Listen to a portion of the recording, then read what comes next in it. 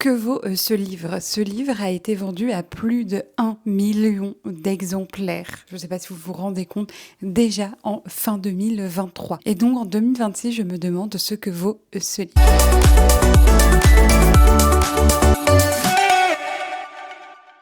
Le concept de cette vidéo est assez simple. Je lis un livre très connu et populaire. Pour essayer de décortiquer avec vous en vidéo ces ressorts de popularité, ce qui expliquerait sa cote grandissante auprès d'un public parfois très large, parce qu'encore une fois, plus d'1 million d'exemplaires vendus il y a déjà 3 ans. L'idée est d'essayer de partir avec le moins d'a priori possible, donc de se débarrasser de ce qu'on appelle en sociologie des prénotions, donc des préjugés, et notamment de l'idée un petit peu ancrée et élitiste que si c'est populaire, c'est forcément pas très bien. Nous ici, on essaie de comprendre, vous et moi, pourquoi c'est populaire dans le sens où ça plaît à un grand nombre de personnes. Et si en prime on peut avoir un coup de cœur, on dit pas non. J'ai adoré faire ce genre de vidéo avec La femme de ménage de Frida McFadden et j'ai pu bien comprendre pourquoi ces livres de cette autrice au sens général étaient aussi appréciés par un public très large. Et donc ici, on se retrouve pour l'épisode numéro 2 de cette série. Concernant le livre, j'ai attendu, je n'ai rien lu sur ce livre-là.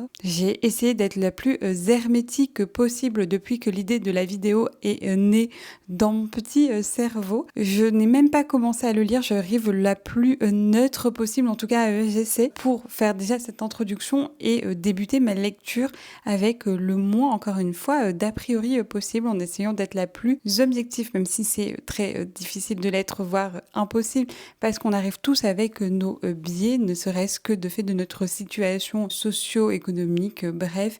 Mais j'ai essayé d'en savoir le moins possible pour essayer, encore une fois, d'être le plus neutre, d'avoir le moins de a priori au moment où je vais débuter ma lecture, là, juste après avoir filmé ce plan. La question qui se pose, c'est qu'est-ce que je connais du livre avant même de le lire? Donc je sais plusieurs choses. Je sais déjà que c'est un phénomène littéraire. Je sais aussi qu'au moment où je l'ai acheté, ça c'est une petite anecdote, dans une ressourcerie, il y a 3 femmes qui se connaissaient pas entre elles et qui me connaissaient surtout pas, pour la suite vous allez comprendre, qui m'ont interpellée, ce qui arrive assez rarement, pour me dire que ce livre était vraiment trop bien, qu'elles avaient des coups de cœur, qu'ils avaient un peu, pour l'une d'entre elles, qu'il avait un peu changé sa vie et qu'elles étaient sûres, alors encore une fois j'insiste sur le fait qu'elles me connaissaient pas, pour dire que ce livre allait me plaire et que j'allais adorer ma lecture. J'ai du coup très hâte de voir ça et de voir si ça correspond finalement à leur prédiction. L'autre chose que je sais sur ce livre, c'est, je le résumerai avec le mot rencontre. C'est un petit peu ce qui qualifie au mieux ce que j'ai entendu comme retour sur ce livre. J'ai l'impression que les personnes qui ont lu ce livre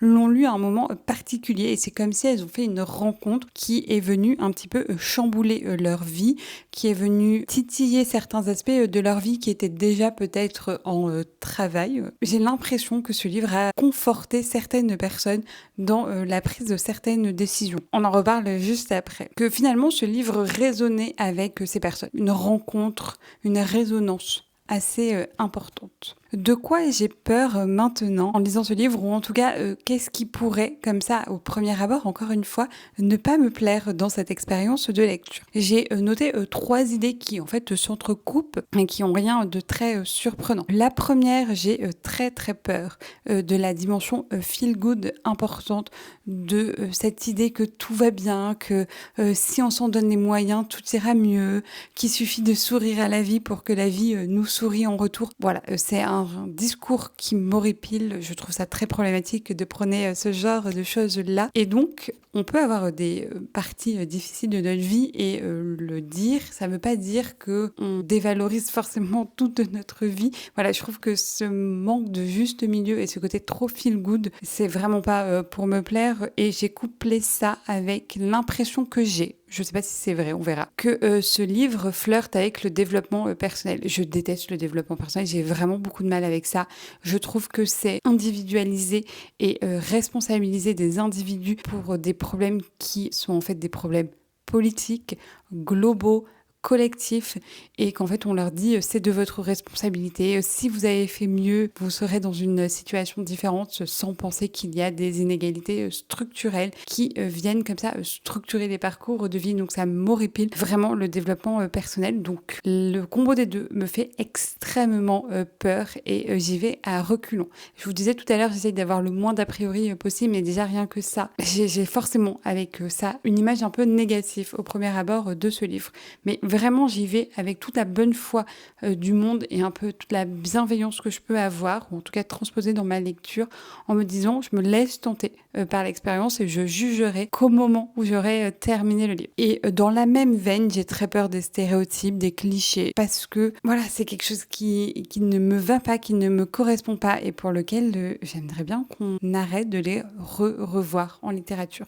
C'est pas encore une fois parce qu'on s'adresse à un large public et c'est en ce sens que le mot populaire est utilisé, je pense, pour ce livre que je vais vous présenter après, qu'on peut prôner et continuer à prôner et à laisser dans notre société des personnages clichés, des situations stéréotypées. Le troisième point qui me fait un petit peu peur, c'est que j'ai l'impression qu'il y a un lectorat majoritairement, pour pas dire exclusivement féminin sur ce livre-là, ce qui ne me dérange pas au premier abord, parce que la lecture reste un loisir socialement marqué par le genre. Et on sait que les femmes lisent plus que les hommes. Mais j'ai peur, en fait, de ce que ça dit, encore une fois, avec le point numéro 2 sur les clichés et les stéréotypes qui pourraient être véhiculés par ce texte. Voilà. Je vous parle un petit peu de l'autrice qui est, du coup, Maud Ankoua. J'espère que je prononce bien. Et en fait, c'est une conseillère financière et c'est inspiré de son histoire personnelle. J'ai trouvé que ça, là, qui avait son intérêt dans une vidéo. Et donc, je vais vous lire le résumé du livre. Donc, c'est kilomètre zéro. Mais vous l'avez vu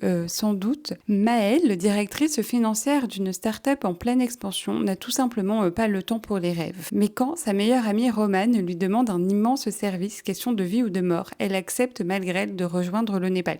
J'ai quand même très très hâte de voir quel est cet immense service qui nécessite de prendre un avion pour traverser une bonne partie du globe. Mais soit. Elle ignore que l'ascension des Annapurna, ce qu'elle s'apprête à faire, sera aussi le début d'un véritable parcours initiatique. Le mot initiatique me fait très peur. Au cours d'expériences et de rencontres bouleversantes, Maëlle va apprendre les secrets du bonheur profond et transformer sa vie. Mais réussira-t-elle à sauver son amie ? Rien que ça. Vous comprenez pourquoi j'ai un petit peu peur de cette dimension développement personnel. Soit.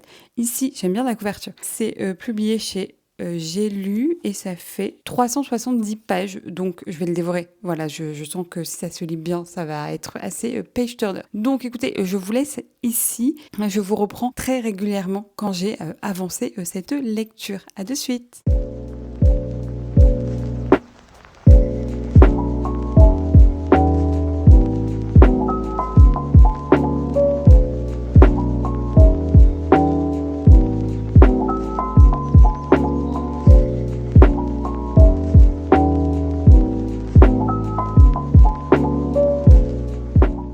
Sachez que je souffre vraiment, vraiment, vraiment très, très, très fort. Je souffle aussi à chaque page. C'est un calvaire. Et si cette vidéo n'avait pas lieu d'être, j'aurais abandonné le livre bien avant. Écoutez, j'espère au moins que la vidéo vous plaira. Je parle bien évidemment de ce livre, donc toujours kilomètre zéro de Maud Ankoua. Et j'ai bien avancé. Je suis à 58% du livre. Je suis à la page 171 sur 368 à peu près. La moindre des choses qu'on puisse dire sur ce livre, c'est que ça se lit vite et moi encore plus pour une raison que je vous explique juste après. Je voulais vous prendre régulièrement et en fait je l'ai pas fait en termes de planning de lecture, mais j'ai pris des notes au fur et à mesure de ma lecture. Déjà autour de la page 40. Franchement, j'étais pas très loin du début. J'en pouvais plus du personnage principal de Maëlle. Elle est exécrable, elle est vraiment pétrie de préjugés, elle est imbuvable. Vraiment, elle me saoule au plus haut point. Je trouve que en plus la raison qui fait qu'elle doit partir au Népal, c'est une raison qui tient pas la route. Je trouve, il y a plein de choses qui tiennent pas la route là-dedans, mais ça c'est vraiment un petit peu sorti de derrière les fagots. Je trouve que la justification aurait pu être largement meilleure. je vous raconte ça. Maëlle a une meilleure amie qui s'appelle Romane et Romane est gravement malade puisqu'elle a un cancer du sein. Même si c'est un cancer qui se soigne relativement bien et dont les chances de guérison sont quand même plus élevées que certains autres cancers, cette Romane, qui est quand même une médecin, envoie sa meilleure amie à l'autre bout de la planète, rencontrer un homme dont Maëlle n'a jamais entendu parler. Romane le connaît plutôt bien, mais soit, parce que ce monsieur serait, comme Romane, intéressé par une histoire, une légende népalaise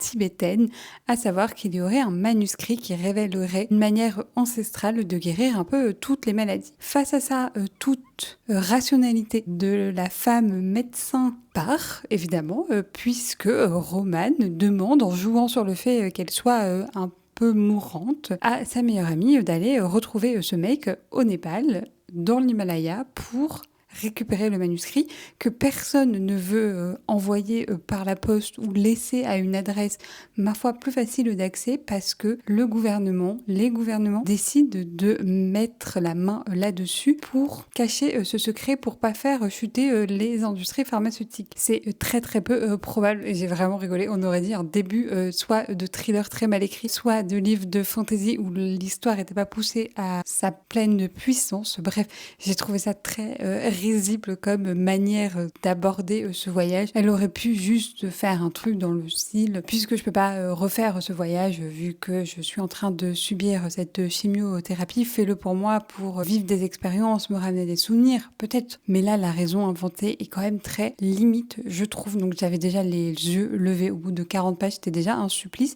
mais ça ne s'arrête pas là. En effet, parce que quand Maëlle finit par accepter, alors on reparlera du caractère très changeant de Maëlle un petit peu plus tard, mais quand Maëlle finit par accepter et de partir du jour au lendemain dans l'Himalaya, enfin d'abord au Népal, à Katmandou, puis après dans l'Himalaya, le regard qu'elle porte sur ce pays est empreint, ma foi de le dire, d'exotisme, c'est un regard colonialiste. C'est très perturbant, c'est très cliché, c'est très stéréotype, ça me met très très très fortement en colère. Alors je vais vous lire un extrait pour un peu justifier, j'ai corné le livre pour avoir des passages à vous citer. Vous m'en voudrez pas d'avoir abîmé ce livre. C'est pas à la page 40, c'est un peu plus loin, mais vraiment c'est un exemple, un cas d'école de ce que c'est un regard exotique, empreint de cette condescendance occidentale qu'on peut avoir sur les populations des pays moins aisés que les nôtres. Vraiment, tenez-vous prêts. Ici, on est à la page 135, donc elle parle des Népalais. Ces gens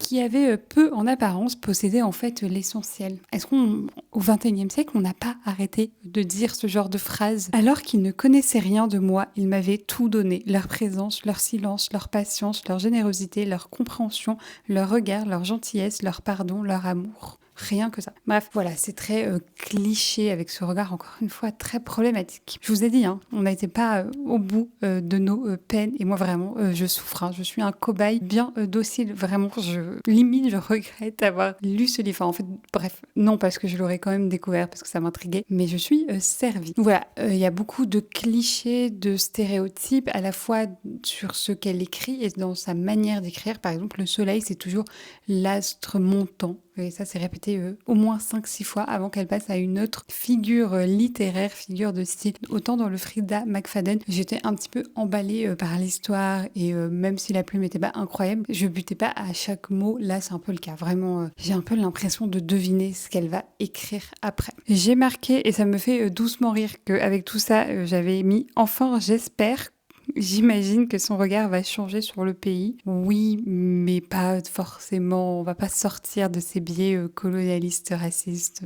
Je passe. Et j'ai mis qu'il y avait un vrai décalage entre le personnage occidental, donc Maëlle, et les personnages orientaux. Les deux sont très clichés, puisque les personnages népalais, tibétains sont très sages, très philosophiques, portés sur le yoga, la méditation et la religion, tous, tous. Il n'y en a pas un qui a un caractère différent de l'autre ou une remise en question ne serait-ce que de la religion, de cette façon de vivre. Non, c'est vraiment monolithique. Et elle, c'est la cliché de la parisienne débordée, un peu supérieure, un peu la femme d'affaires qui sait perdue au détriment de sa carrière et qui est très malheureuse en amour et qui utilise le travail pour masquer sa solitude. Autour de la page 80, en avançant, j'ai marqué « J'en peux plus du développement personnel ». Et vraiment là, c'est trop. À partir de là, j'ai pris une décision, mais vraiment c'est trop. Je vais vous lire parce qu'en plus, c'est même pas qualitatif. J'ai des extraits. Choisissons ensemble l'extrait. « Non Maëlle, tu n'es pas responsable de ces actes, mais de tes émotions et de ton mal-être. J'ai ressenti comme toi la peur de l'accident, puis j'ai cherché à contrôler mes pensées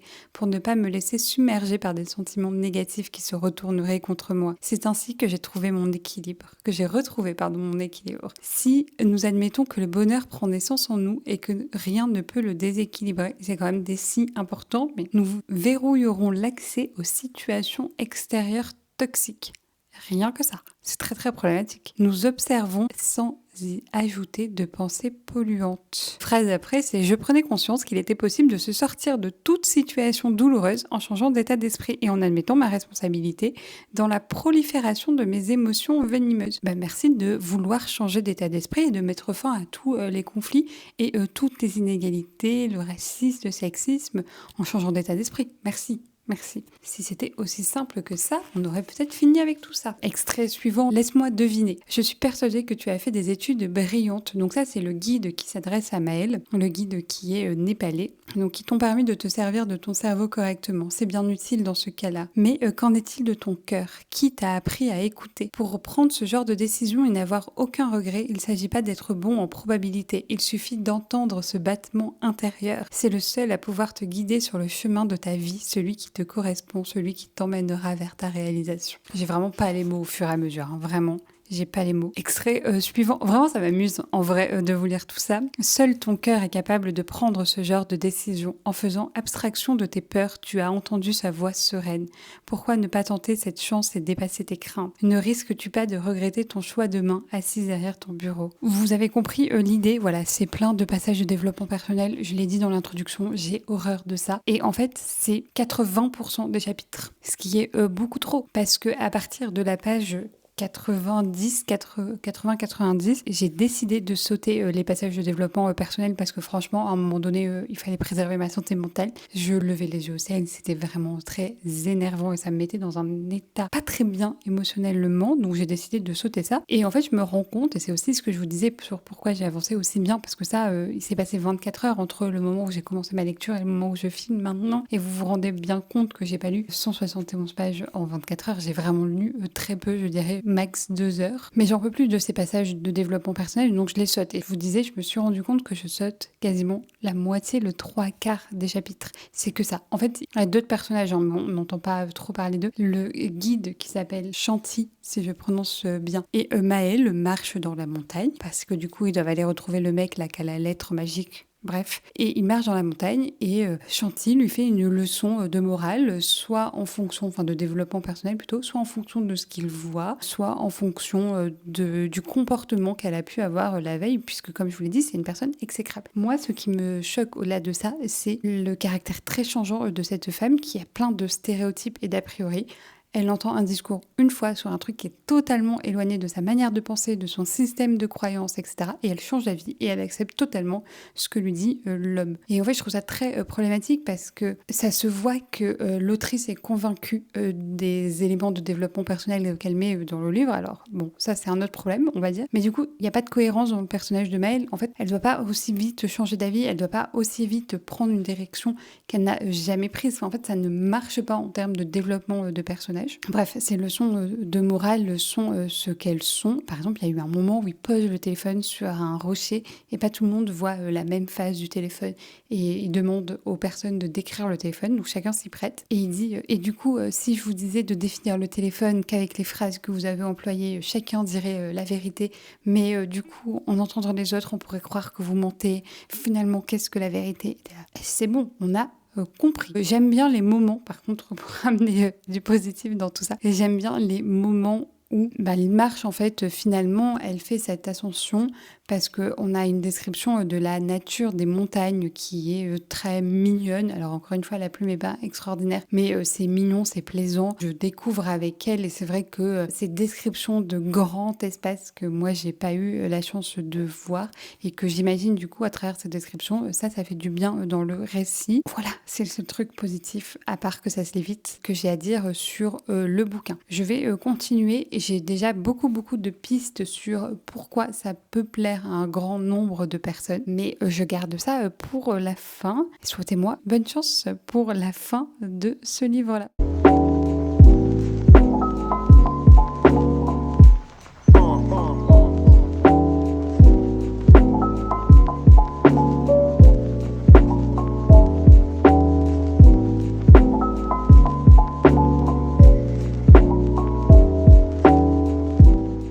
Je vous reprends parce que j'ai enfin, et c'est le mot clé, terminé ce livre-là, donc Kilomètre Zéro, toujours de mode en quoi. Et j'ai pas mal de choses à vous dire. On notera d'ailleurs que je l'ai lu extrêmement vite, même si effectivement c'est un livre qui se lit très vite.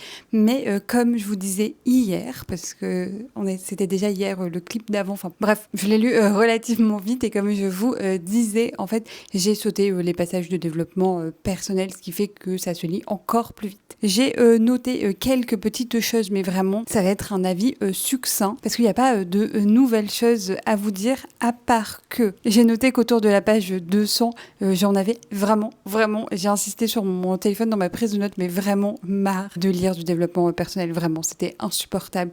La quantité, ça représente, je pense, au moins 80 à 90% du bouquin. C'est l'enfer. L'histoire est noyée dans ces développements-là. En termes de récit, de ce qui reste, hormis le développement personnel, je vous rappelle que c'est une femme d'une trentaine, quarantaine d'années, on ne sait pas trop, qui a eu des déceptions amoureuses et qui part faire l'ascension dans des sommets de l'Himalaya. Et elle rencontre, j'ai compté, 5 occidentaux, dont à chaque fois, il y a 2 couples, donc elle rencontre qu'une seule autre personne occidentale, qui s'avère être un mec, et qui s'avère être son amour. Voilà, elle va tomber amoureuse de cette personne-là, et lui aussi, en l'espace de 2 jours. C'est un amour assez fort, assez inconditionnel. Bref, là encore, ça n'a pas de sens, en fait. Ça n'a pas de sens dans le développement des personnages. Enfin, déjà, il n'y a pas de développement de personnages, mais s'il y en avait un, ça c'est trop rapide, en fait. C'est trop cliché. Les probabilités, elles n'existent pas. Enfin, c'est vraiment what the fuck.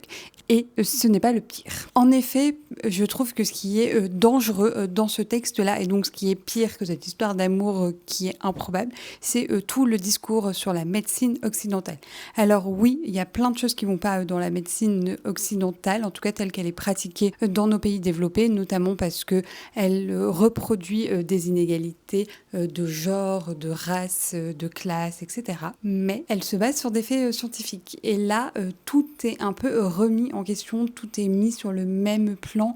Et je trouve que l'idée est dangereuse parce que partant du principe qu'il existe des liens de cause à effet entre le corps et l'esprit, ce que je renie pas, évidemment, que le mental influe sur notre condition physique, eh bien, on peut tout guérir grâce au mental. Là, on parle du cancer quand même. J'ai noté un passage où, en fait, on dit à Maëlle que si tous les hivers, elle tombe malade, c'est parce qu'arrive à l'hiver, elle anticipe qu'elle va tomber malade, et donc son corps anticipe l'inflammation, et donc elle est malade. Voilà, pas du tout parce qu'il fait très froid dans nos pays en hiver, que voilà, nos défenses immunitaires chutent, que tout le monde est malade, donc l'effet de contagion est important, qu'elle est fatiguée, ce qui est un facteur aggravant pour les maladies. Non. Voilà, c'est juste qu'elle visualise son inflammation et donc l'inflammation apparaît. J'ai plus les mots. À ce stade-là, j'ai vraiment plus les mots. Page 243, très précisément, là, c'est parti en cacahuète. Je pensais pas qu'on pouvait faire pire que tout ce que je vous avais dit avant, mais oui, la fin est aussi dramatique, mais soit, parce qu'à la page 243, il se passe quelque chose, donc elle a fini, elle est en haut de son sommet, là, elle a récupéré ce qu'elle devait récupérer, on en reparle juste après, et elle s'apprête à redescendre, et là, bam, elle fait un rêve en commun avec Mathéo. Mathéo, c'est le mec là dont elle tombe amoureuse, et le rêve en commun, c'est qu'ils doivent aller voir je sais pas qui est une sorte de sage guérisseur perdu dans une des montagnes de l'Himalaya, bref, et donc, en fait, tout le groupe de de Népalais qui les accompagnent, rêvent de rencontrer en gros cette personne serait tellement décisive pour l'avancée des recherches. J'ose pas dire ni médical ni scientifique, mais en gros ce truc-là qui a donné lieu à ce document qui est censé par la visualisation guérir toutes les maladies, bref, ce truc-là. Et donc en fait ils ont besoin, c'est la dernière pierre angulaire pour mener à bien leur méthode, et grâce au rêve de Maëlle, comme elle rêve de détails qu'elle n'est pas censée savoir, ils arrivent à localiser le lieu où vit ce mec-là. Alors moi, c'est un livre de fantasy, pourquoi pas, hein, je veux bien accepter ce principe-là, mais c'est pas un livre de fantasy, c'est censé être dans la vraie vie, et c'est censé être tiré d'une expérience réelle. Enfin, au bout d'un moment, stop, là, c'est quand même trop, c'est quand même étrange. Et voilà, et donc elle finit par y aller, alors plein de péripéties, elle est toujours odieuse, t'as toujours des réactions qui ne vont pas, parce que pourquoi elles ne vont pas ces réactions-là? Parce qu'elle est censée changer, parce qu'elle s'est tapée 800 leçons de morale, là, de la part du guide, là, de Chanty, et à chaque fois, elle dit « Ah oui, t'as grave raison et tout, je vais accepter ». Elle accepte, mais étape d'après, bam, elle revient dans même pas ses préjugés, elle revient dans une nouvelle manière d'être qui n'est pas cohérente ni avec ce qu'elle était avant, ni ce qu'elle est maintenant. Bref, ils vont chez ce guerrier sage, voilà, et le mec lui dit « Ah, j'ai rêvé de vous, et donc je savais que vous allez arriver aujourd'hui ». Non mais vraiment, c'est un plot de fantasy ça, c'est pas un plot de littérature blanche, c'est pas possible. Et encore moins d'un livre auto-fictionnel. Enfin là, voilà, c'était trop pour moi. Vraiment, je l'ai fini, mais juste pour cette vidéo. Donc à partir de là, il restait une centaine de pages. Sachez que si avant je lisais en diagonale, là j'ai lu encore plus en diagonale, parce que vraiment c'était trop pour moi. Il s'avère que, plot twist, sa pote là qui l'a envoyé soi-disant récupérer le manuscrit. Alors j'ai pas compris si ce manuscrit existait ou pas, vraiment, j'ai sauté ce passage. Mais en fait, elle l'a envoyé pour la sauver d'elle-même. Parce qu'en gros, elle a eu une révélation, donc la pote, la Romane, elle a eu une révélation quand elle a fait ce voyage initiatique, ça lui a éveillé je sais pas quoi, et elle a pris conscience que, évidemment, elle passait trop de temps à se consacrer à son travail et qu'elle avait une vie pas forcément équilibrée d'après ses critères. Soit, pourquoi pas, ça, je remets pas du tout ça en question. Donc, elle met en place tout ce stratagème, notamment avec les guides népalais et le fameux Mathéo, là, dans le dos de sa meilleure pote, pour que sa meilleure pote parte et accède à la même prise de conscience. C'est un peu chelou quand même comme relation. Le geste est beau, mais peut-être que l'art de la réalisation ne va pas, et peut-être qu'on peut expliquer à sa pote ce qu'on fait et pas l'envoyer comme ça à l'autre bout du monde, pas du tout préparé. C'est simplement mon opinion. Bref, c'était horrible. Sachez qu'ils finissent ensemble, Mathéo et Maëlle. Voilà, bref, je suis arrivée au bout de ça. J'ai pas du tout aimé, mais je crois qu'il n'y avait pas de doute là-dessus. C'était vraiment horrible. Vraiment, je crois que c'est le pire livre que j'ai lu là ces derniers temps. Je comprends vraiment pourquoi il plaît et il peut plaire. J'ai besoin encore un peu de poser cette réflexion autour de ce qui plaît dans ce livre-là, et je reviens pour vous de suite. Pour moi, sûrement demain, vous parler de pourquoi ce livre est autant populaire.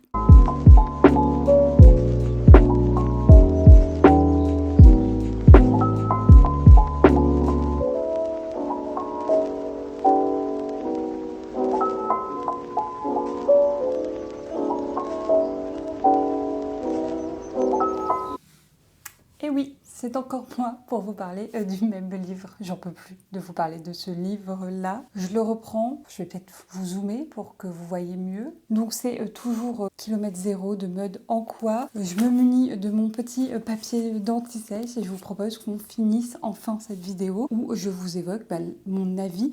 Non pas final parce que vous avez bien compris que j'ai détesté ce bouquin, voilà, clairement, mais où je vous évoque le pourquoi je pense que ce bouquin plaît autant, qu'est-ce qu'il l'amène, qu'est-ce qu'il évoque chez les gens pour qu'il soit autant populaire. Je précise que entre-temps, j'ai lu un article de Blast qui disait que ce livre avait été vendu à 2 millions d'exemplaires, donc pas 1, mais 2 millions. Je ne sais pas si vous vous rendez compte à quel point c'est un phénomène littéraire. Donc, pourquoi ça plaît ? J'ai noté 4 points. C'est vraiment mon humble avis là-dessus.